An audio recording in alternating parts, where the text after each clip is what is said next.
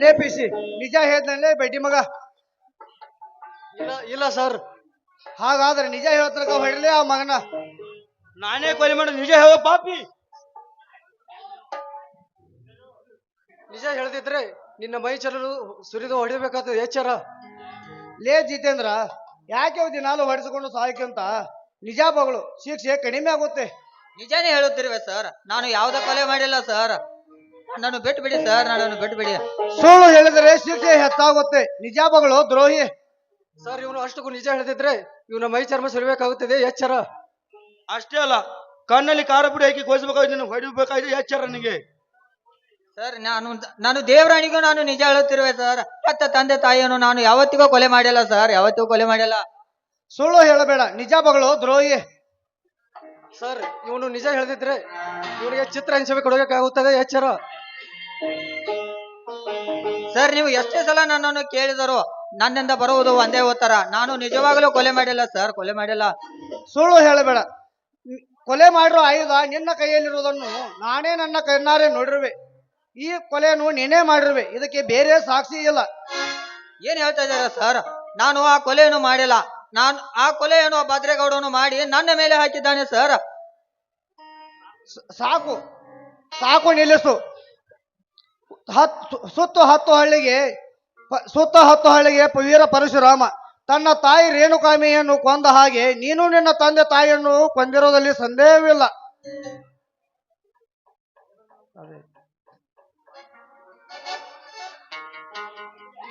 ಅಷ್ಟೇ ಅಲ್ಲ, ಇವನು ನಿಜ ಹೇಳಿಲ್ಲ ಅಂದ್ರೆ ಬೈಟಿಗೆ ಒಂದು ತುತ್ತ ಅನ್ನ ಕೊಡದೆ ಇವನು ಉಪವಾಸ ಮಾಡಿ ಮಾತ್ರ ನಿಜ ಹೇಳ್ತಾನೆ ಸರ್ ಇವನು. ಲೇ ಬಡ್ಡಿ ಮಗಳ, ಇವನನ್ನು ಹೊಡೆಯಿರಿ. ನಾನು ಮಾರ್ಕೆಟ್ಗೆ ಹೋಗಿ ಬರ್ತೇನೆ. ಅಯ್ಯೋ ದೇವರೇ, ಚಿತ್ರ ಹೇಗೆ ತಾಳಿಲ್ಲ ದೇವರೇ, ಹೇಗೆ ತಾಳಿಲ್ಲ.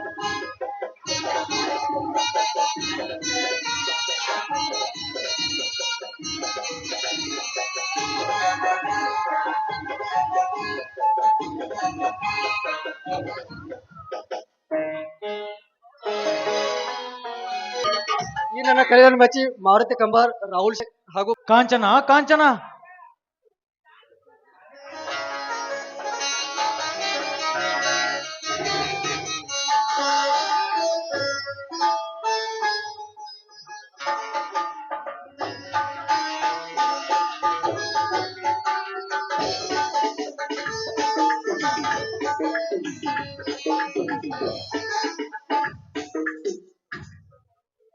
ಯಾಕೆ ಸ್ವಾಮಿ, ಮುಖ ಸಪ್ಪಗೆ ಆಗಿದೆಯಲ್ಲ, ಏನಾಯ್ತ್ರಿ? ಇಲ್ಲ ಕಾಂಚನ, ಊರೆಲ್ಲ ತಿರುಗಿದರೂ ಎಲ್ಲೂ ಒಂದು 10 ಪೈಸೆ ಸಿಗದಿಲ್ಲ. ಊರಿಗೆ ದೊಡ್ಡ ಶ್ರೀಮಂತರು, ಆ ಶ್ರೀಮಂತರ ಮನೆಗೆ ಹೋದೆ. ಆದ್ರೆ ಅವರು ಏನು ಹೇಳಿದ್ರಿ? ಅವರು ಹಿಂದೆ ಕೊಟ್ಟ ಸಾಲವನ್ನೇ ಬಡ್ಡಿ ಸಮೇತ ಕೊಟ್ಟಿಲ್ಲ. ಇನ್ನು ನಿನಗೆ ಸಾಲ ಕೊಟ್ರೆ ಹೇಗೆ ತೀರಿಸ್ತೀಯಂತ ಬಾಯಿಗೆ ಬಂದಂಗ ಬೇದು ಕಳಿಸಿಬಿಟ್ರು ಸೀತಾ, ಬೇದು ಕಳಿಸಿಬಿಟ್ರು. ಏನ್ರಿ ಅವ್ರು ಹಾಗಂದ್ರ? ಹಾಗಾದ್ರೆ ಮನೆಗೆ ಬೇಕಾದ ದಿನಸಿ, ಅಕ್ಕಿ, ಬೇಳೆ, ಬೆಲ್ಲ, ಗೋಧಿ ಇದನ್ನೆಲ್ಲ ತಂದು ಹಾಕಿದ್ರಲ್ಲ, ಅದೆಲ್ಲ ಎಲ್ಲಿಂದ ತಂದ್ರಿ? ಹೌದು ಕಾಂಚನ, ಇದೇ ನಮ್ಮ ಗಿರ್ಗೋಣ ರಾಜನ ಅಂಗಡಿಗೆ ಹೇಳಿ ಹೇಗಾದ್ರೂ ಮಾಡಿ ನಿನಗೆ ಮುಂದೊಂದು ದಿನ ನಿನಗೆ ಈ ದುಡ್ಡನ್ನು ಕೊಡ್ತೇನಂತ ಹೇಳಿ ಈ ಸಾಮಾನುಗಳನ್ನು ತೆಗೆದುಕೊಂಡು ಬಂದೆ. ಅವರು ನಿಮಗೆ ಉದ್ರಿ ಕೊಟ್ರ? ಅಲ್ಲ, ಹಳೆ ಸಾಲವನ್ನೇ ತೀರಿಸಿಲ್ಲ, ಅವ್ರು ಹೇಗ್ರಿ ಹೊಸ ಉದ್ರಿ ಕೊಡ್ತಾರೆ? ಹಣ ಎಲ್ಲಿಂದ ಕೊಡ್ತೀರಿ ಅವರಿಗೆ ನೀವು? ಕಾಂಚನ, ಹೇಗಾದ್ರೂ ಮಾಡಿ ಅವರ ದುಡ್ಡನ್ನು ತೀರಿಸಿದ್ರಾಯ್ತು ಕಾಂಚನ, ತೀರಿಸಿದ್ರಾಯ್ತು. ಅದೇ ರೀ, ಹೇಗಾದ್ರು ಅಂದ್ರೆ ಅದು ಹೇಗೆ ತೀರಿಸ್ತೀರಾ ಹೇಳಿ? ಕಾಂಚನ, ನಾ ಈ ಒಂದು ಸಂತೆ ತರೋದ್ರೊಳಗೆ ಒಂದು ದೊಡ್ಡ ತಪ್ಪು ಮಾಡಿಬಿಟ್ಟೆ ಕಾಂಚನ, ದೊಡ್ಡ ತಪ್ಪು ಮಾಡಿಬಿಟ್ಟೆ. ಅದು ಏನಂದ್ರೆ ನನ್ನ ಮೈಯಲ್ಲಿರುವ ರಕ್ತವನ್ನು ಮಾರಿ ಸಂತೆಯನ್ನು ತೆಗೆದುಕೊಂಡು ಬಂದೆ ಕಾಂಚನ, ಸಂತೆಯನ್ನು ತೆಗೆದುಕೊಂಡು ಬಂದೆ. ಅಯ್ಯೋ ಶಿವ ಶಿವ, ಎಂತ ಕೆಲಸ ಮಾಡ್ಬಿಟ್ರಿ, ಎಂತ ಕೆಲಸ ಮಾಡ್ಬಿಟ್ರಿ. ಅಲ್ಲ ರೀ, ಕೇವಲ ಈ ಹೊಟ್ಟೆ ತುಂಬುದಕ್ಕಾಗಿ ಮೈಯಲ್ಲಿರೋ ರಕ್ತನೇ ಮಾರ್ಬಿಟ್ಟೆ ಅಂತ ಹೇಳ್ತಾ ಇದ್ರಲ್ಲ, ಹೇಗ್ರಿ ನಾನು ಇದನ್ನ ಸಹಿಸಲಿ? ಯಾಕೆ ಅಂತ ಕಟ್ಟು ಬಡತನ? ಆ ದೇವರಿಗೆ ಕಣ್ಣಿಲ್ವೇ? ಆ ದೇವರಿಗೆ ಮನಸ್ಸಿಲ್ವೇ ನಮ್ಮನ್ನ ಕಂಡು ಮೂಕರಾಗಿ ಕುಳಿತಿದ್ದಾನೇನ್ರಿ ಆ ಭಗವಂತ. ನಾನು ಸಹಿಸಲಾರೆ ರೀ, ನಾನು ಸಹಿಸಲಾರೆ. ಯಾಕೆಂತ ಕೆಲಸ ಅಳಬೇಡ ಕಾಂಚನ, ಅಳಬೇಡ. ನಿನ್ನಂತ ಸತಿ ಸದಾಕಾಲ ನನ್ನ ಜೊತೆ ಇರುವಾಗ ಇಂಥ ಎಷ್ಟು ರಕ್ತವನ್ನಾದರೂ ಕೊಟ್ಟು ನಾನು ನನ್ನ ಜೀವನವನ್ನು ನಡೆಸುವೆ ಕಾಂಚನ. ಈ ಜೀವನದಲ್ಲಿ ನಂಬಿರುವನು, ನಂಬಿಕೆ ಮೇಲೆ ನಿಂತಿರುವನು ನಾನು ಕಾಂಚನ. ನಿನ್ನಂತ ಸತಿಯನ್ನು ಪಡೆದ ನಾನೇ ಪುಣ್ಯವಂತ ಕಾಂಚ. ಮಗು ಬರುವ ಟೈಮ್ ಆಗಿದೆ ಕಾಂಚನ. ಸುಮ್ಮನೆ ಅಳುತ್ತಾ ನಿಲ್ಲುವ ಸಮಯವಲ್ಲ. ನೀ ನನ್ನ ಜೊತೆಗೆ ಸಂತೋಷ ಸುಖವಾಗಿದ್ದರೆ ನನ್ನ ದೇಹ ಎಷ್ಟೋ ಸದೃಢವಾಗಿರುತ್ತದೆ ಕಾಂಚನ. ಈ ದುಃಖ, ಈ ರಕ್ತ ಯಾವ ಲೆಕ್ಕ ಕಾಂಚನ, ಯಾವ ಲೆಕ್ಕ?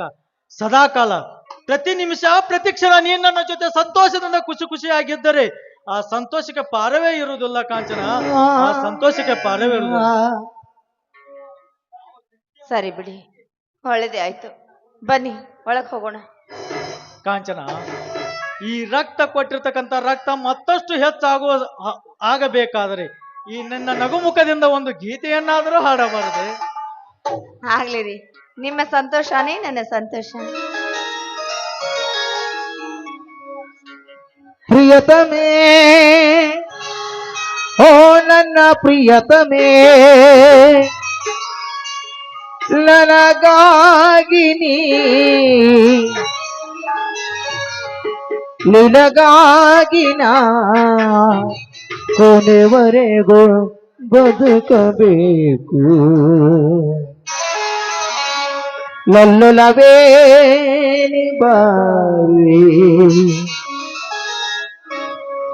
ನನ್ನ ಚಲುವೆ ಬಳಿ ಬಾರೆ, ಬಳಿ ಬಂದು ಸಿಹಿ ಮುತ್ತು ನೀಡು, ಸಿಹಿ ಮುತ್ತಿನ ಕಾಣಿಕೆ ಲೇ ಬಾರೆ ನನ್ನ ಸನಿಹಂಗೆ.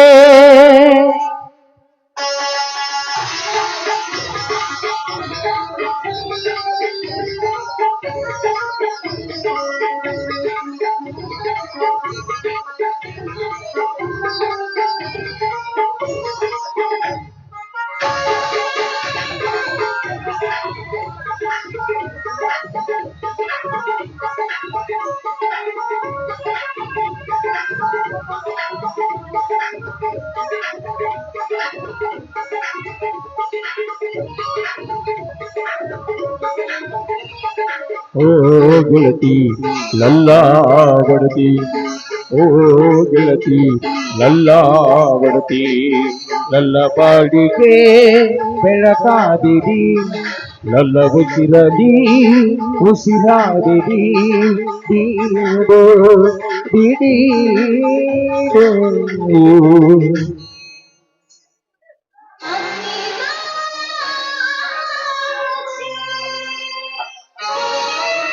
ಸಿಹಿ ಮುತ್ತಿನ ಕಾಡಿಕೆ ಈ ಬಾರೆ ನನ್ನ ಸನಿಹಕ್ಕೆ, ಸಿಹಿ ಮುತ್ತಿನ ಕಾಡಿಕೆ ಈ ಬಾರೆ ನನ್ನ ಸನಿಹಕ್ಕೆ. ಓ ಗೆಳೆಯ ನನ್ನ ಒಡೆಯ, ಓ ಗೆಳೆಯ ನನ್ನ ಒಡೆಯ, ನನ್ನ ಬಾಳಿಗೆ ಬೆಳಕಾದಿನಿ, ನನ್ನ ಉಸಿರಲಿ ಉಸಿರಾದಿನಿ, ನೀಡೋ ನೀಡೋ. ಏನ್ರಿ ಏನು ಚೆನ್ನ, ಏನಂದ್ರಿ? ಏನು ಬೇಕು? ಅದಕ್ಕೆ ಬೇಕು, ಏನು ಹೇಳ್ರಿಪ್ಪ? ಅದು ಬೇಕು, ಖಂಡಿತ ಕೊಡ್ತೀಯ? ಏನದು? ಸರಿ, ನಾನು ಆಮೇಲೆ ಬರ್ತೀನಿ, ನಿಂತು ಬಿಡು. ಏನ್ ಬೇಕ್ರಿ? ಸಿಹಿ ಮುತ್ತಿನ ಕಾಡಿಕೆ ಈ ಬಾರೆ ನನ್ನ ಸನಿಹಕ್ಕೆ, ಸಿಹಿ ಮುತ್ತಿನ ಕಾಡಿಕೆ ಈ ಬಾರೆ ನನ್ನ ಸನಿಹಕ್ಕೆ.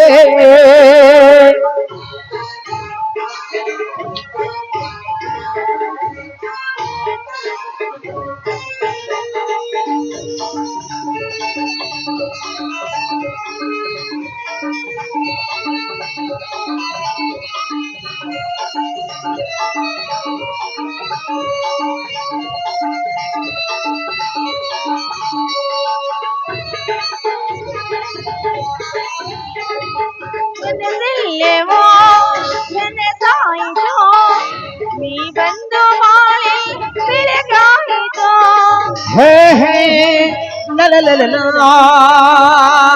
ಆಹಾ ಲಲಲಲಲ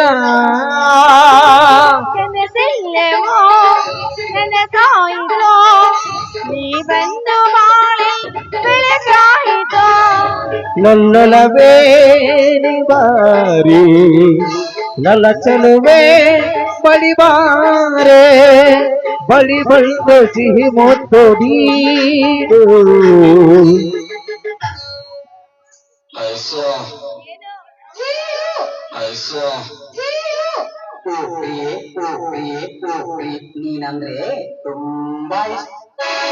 ಸಿಹಿ ಮುತ್ತಿನ ಕಾಡಿಕೆ ದೇವಾರೆ ನನ್ನ ಸನಿಹಕ್ಕೆ ಸಿಹಿ ಮುತ್ತಿನ ಕಾಡಿಕೆ ದೇವಾರೆ ನನ್ನ ಸನಿಹಕ್ಕೆ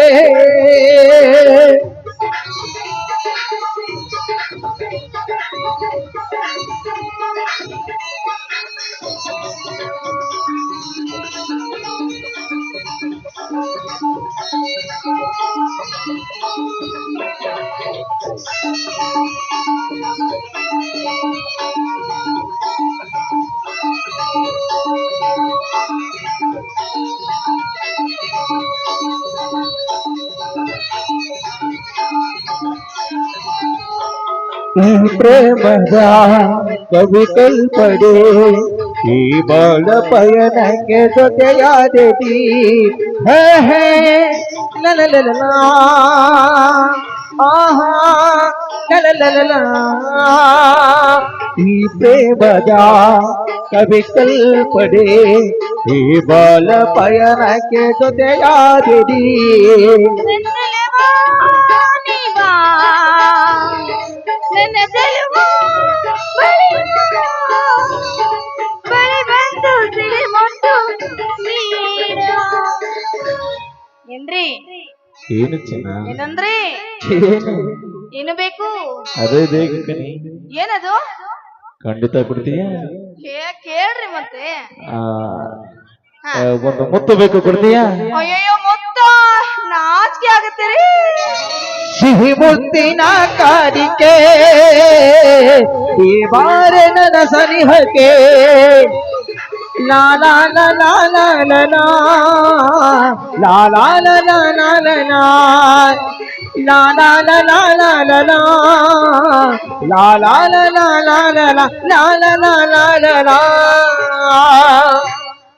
ಆಯ್ತು ಕಾಂಚನ ಹೀಗೆ ಕಷ್ಟಗಳಲ್ಲಿ ಸಂತೋಷದಿಂದ ಕಾಲ ಕಳೆದರಾಯ್ತು. ನಡಿ, ಮಗು ಬರುವ ಟೈಮ್ ಆಗಿದೆ, ಅಡಿಗೆ ಮಾಡುವಂತೆ. ಒಂದು ಬಾಟಲ್ ರಕ್ತ ಹೆಚ್ಚಾಗಿರ್ಬೇಕು ನಿಮ್ದು. ಬರ್ರಿ ನೀವು ಬಿಸಿ ರೊಟ್ಟಿ ಉಣ್ಣೋರಂತ. ಆಗ್ಲೇ ನಡಿ ಕಾಂಚನ. ಬರ್ರಿ.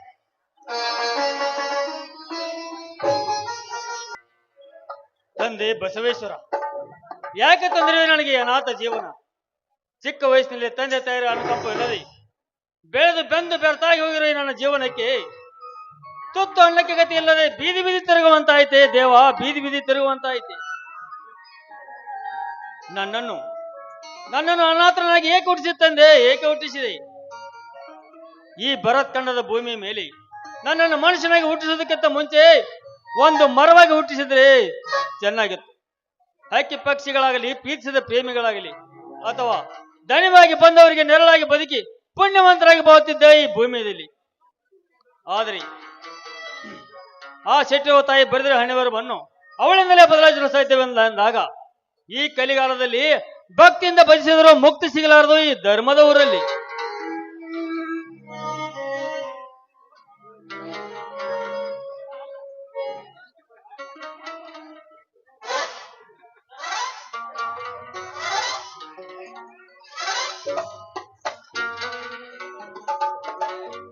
ಓಹೋ, ಫೋಟೋದಲ್ಲಿರೋ ವ್ಯಕ್ತಿ ಇವನೇ ಅನ್ಸುತ್ತೆ. ಇವನನ್ನು ಹೇಗಾದರೂ ಮರಳು ಮಾಡಿ ನಮ್ಮ ಗೌಡ್ರ ಕೈಯಾಗ ತಲುಪ್ಸಾಕಬೇಕು. ನಮ್ಮ ಗೌಡ್ರ ಮಾತು ಹೇಳ್ದಂಗ ಕೇಳ್ತೇವ ಅಂದ್ಮೇಲೆ ಅವನ್ನ ಉಪ್ಸಾಕಬೇಕು. ಲೇ ತಮ್ಮ, ಯಾರಪ್ಪ ನೀ? ಯಾಕ ನಡು ರಸ್ತಾದಾಗ ನಿಂತ ಅಳತಿ? ಏನಾಗೈತಿ ನಿಂಗ? ಯಾರೊಂದು ಕೇಳಿದ್ರೆ ಏನ್ ಹೇಳಿ ತಾತ? ನಾನೊಬ್ಬ ಈ ಊರಿನಲ್ಲಿ ದುರ್ಗಮ್ಮನ ಹರಕೆ ಬಿಟ್ಟರೆ ಕೋಣ ತಿರುಗಾಡುವ ನಾನೊಬ್ಬ ಈ ನಾಡಿನ ಗೂಳಿ. ಅಂತದ ಏನಾಗೈತಿ ತಮ್ಮ ನಿಂಗ? ಏನಾಗೈತಿ? ಯಾರನ್ನೇ ಹಿಂಗ್ಯಾಕ ಮಾತಾಡತಿ? ಏನಂದು ಹೇಳಿ ತಾತ? ಈ ಅನಾಥನ ಕಷ್ಟವನ್ನು ನಿನ್ನ ಮುಂದೆ ಅಂದ್ರ ತಮ್ಮ ನಿನಗ ಅಣ್ಣ ತಮ್ಮ ಅಕ್ಕ ತಂಗಿ ತಂದೆ ತಾಯಿ ಯಾರು ಇಲ್ಲ ಅನ್ಪ. ತಾತ, ಅಣ್ಣ ತಂಗಿ ತಂದೆ ತಾಯಿ ಯಾರು ಇಲ್ಲದೆ ಕಂಡವರ ಮನೆಯಲ್ಲಿ ಕೈ ಚಾಚಿ ಬೆಳೆದು ನಾನೊಬ್ಬ ಅನಾಥ ತಾತ ಪ್ರವೀಣ ಅಂತ. ಹಂಗಾದ್ರ ನೀ ಇಷ್ಟು ದಿವಸ ಎಲ್ಲಿ ಇದ್ದಿ ಎಲ್ಲಿ ಬೆಳೆದಿ? ತಾತ, ಇಷ್ಟು ದಿವಸ ಎಲ್ಲಿ ಇದ್ದಿ ಎಲ್ಲಿ ಬೆಳೆದೆ ಅಂದರೆ ಏನು ಹೇಳಿ ತಾತ ನಿಮ್ಮ ಪ್ರಶ್ನೆಗೆ ನನ್ನ ಉತ್ತರವನ್ನು.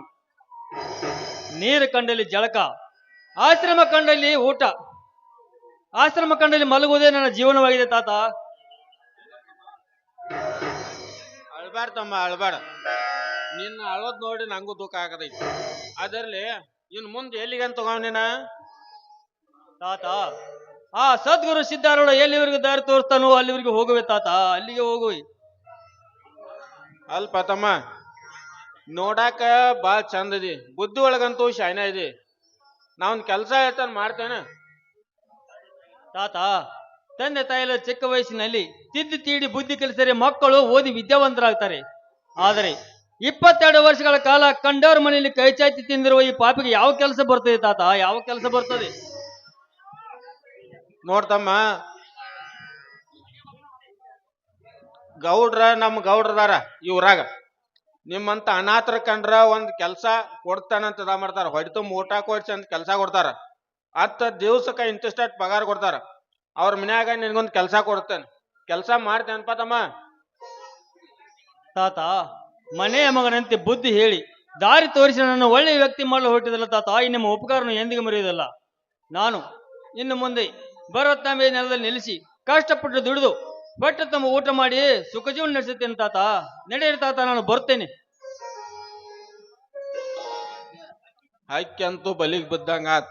ಇದನ್ನ ಏನಾರು ಮಾಡಿ ನಮ್ಮ ಗೌಡ್ರ ಕೈಲಾಗ ತಲುಪ್ಸಾಕಬೇಕು.